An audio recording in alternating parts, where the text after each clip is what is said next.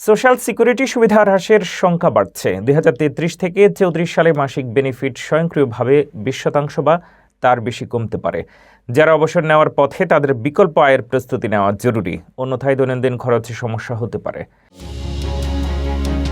Social security দীর্ঘদিন ধরে বৃদ্ধ বয়সী আমেরিকানদের জন্য সবচেয়ে নির্ভরযোগ্য আয় উৎস।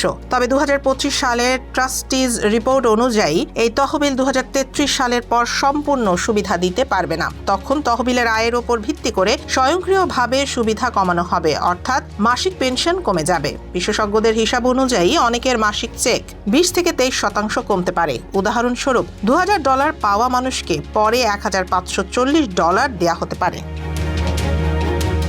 এই সমস্যা হওয়ার কারণ হলো বেশি বয়স্ক মানুষ রিটায়ার করছেন আর নতুন কর্মীর সংখ্যা কমছে। এছাড়া বেতন থেকে ট্যাক্স আয়ের তুলনায় ব্যয় বেশি হচ্ছে।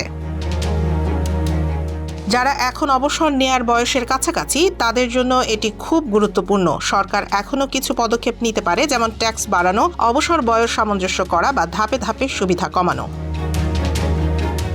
আপনাকে প্রস্তুত নেওয়া উচিত, মানে অন্য আয়ের উৎস তৈরি করা, যেমন 401 বা IRA। এছাড়া খরচ কমানো এবং অর্থ পরিকল্পনা করা বুদ্ধিমানের কাজ।